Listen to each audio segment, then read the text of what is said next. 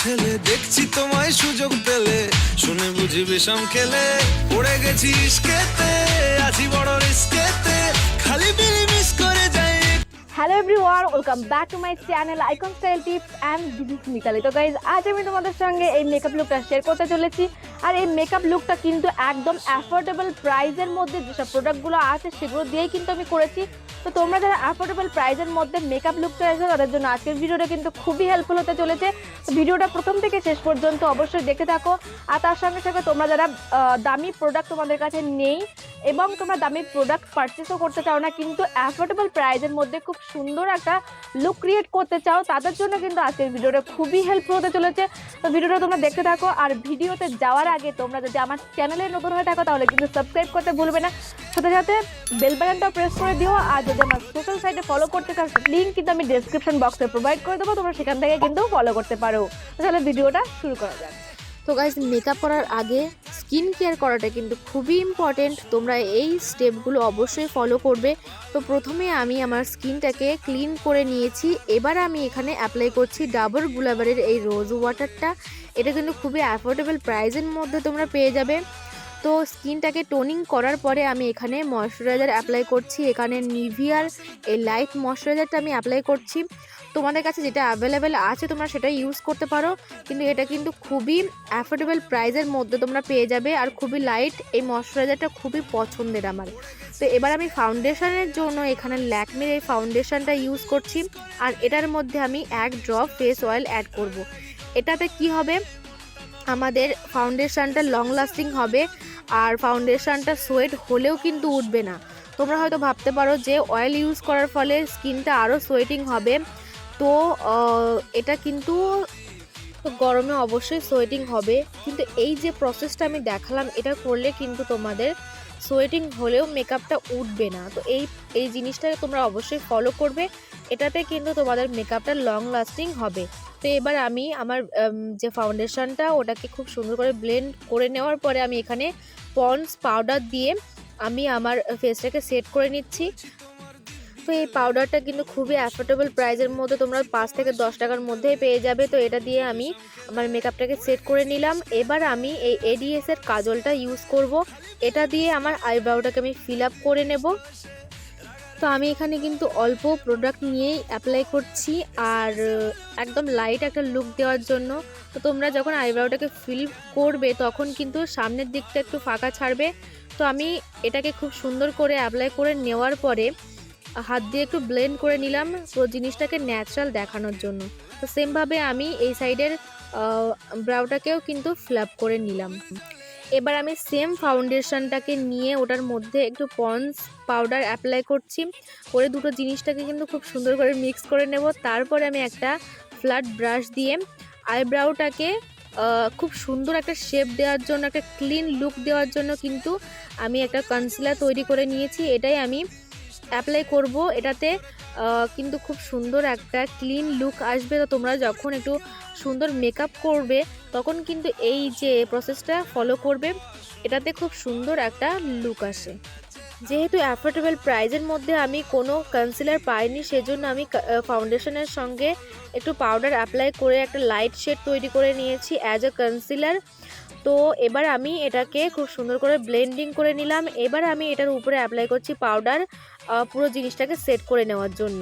তারপরে আমি আই মেকআপের জন্য এখানে আমি যে লিপস্টিকটা ইউজ করেছি এটাও কিন্তু খুবই অ্যাফোর্ডেবল প্রাইসের মধ্যে। তো তোমাদের কাছে যে লিপস্টিক আছে তোমরা সেটা দিয়ে কিন্তু আই মেকআপ করে নিতে পারো, আমি যেমন করে করছি। তো এখানে আমি লিপস্টিকটা অ্যাপ্লাই করার পরে খুব সুন্দর করে কিন্তু ব্লেন্ডিং করব। ব্লেন্ডিং করাটা খুবই ইম্পর্টেন্ট, প্রত্যেকটা জিনিস খুবই সুন্দর করে তোমাদেরকে ব্লেন্ডিং করতে হবে। তো আমি সমানভাবে দুই চোখেই ব্লেন্ডিং করে নেব। তো আজ আমি একটা স্মোকি আই ক্রিয়েট করব। এটার জন্য আমি প্রথমে লিপস্টিকটাকে অ্যাজ আ বেজ ইউজ করার পরে আমি এই এডিএসের কাজলটা নিয়ে অ্যাপ্লাই করব। যেহেতু এটা একদমই হালকা একটা স্মোকি আই আমি করব, সেটার জন্য প্রথমে আমি লিপস্টিকটা অ্যাপ্লাই করার পরে আমি কাজলটা অ্যাপ্লাই করে নিয়ে এটাকেও খুব সুন্দর করে ব্লেন্ডিং করে নেব। একদমই হালকা একটা স্মোকি আই, খুবই বেশি আমি কাজল কিন্তু এখানে ইউজ করিনি। তো খুব সুন্দর করে কিন্তু ব্লেন্ডিং করে নেব। এবার আমি এখানে আইলাইনারের জন্য ব্লু হেভেনের এই আইলাইনারটা ইউজ করছি। এটাও কিন্তু খুবই অ্যাফোর্ডেবল প্রাইসের মধ্যে। সমস্ত জিনিসের যে লিঙ্ক আমি তোমাদেরকে যেগুলো সম্ভব আমি ডেসক্রিপশন বক্সে দিয়ে দেবো, তোমরা সেখান থেকে কিন্তু চেক আউট করতে ভুলবে না। তো আমি এখানে আইলাইনারটা অ্যাপ্লাই করে নিলাম। এবার আমি ইউজ করব এডিএসের এই কাজলটা। এটা কিন্তু একদমই অ্যাফোর্ডেবল প্রাইসের মধ্যে তোমরা পেয়ে যাবে, এটা মাত্র 10 টাকা দাম নেবে। তো এই কাজলটাও কিন্তু খুবই সুন্দর। আর কাজলটা আমি আমার ওয়াটার লাইনে অ্যাপ্লাই করে নেব। আর কাজলটা অ্যাপ্লাই করার পরে তোমরা দেখতে পাচ্ছ চোখটা কিন্তু অনেকটা বড় বড় দেখাচ্ছে, খুবই সুন্দর লাগছে। তো এখানে মাস্কারার জন্য আমি একটা মাস্কারা নিয়েছি, এটার কোম্পানির নাম আমার মনে নেই।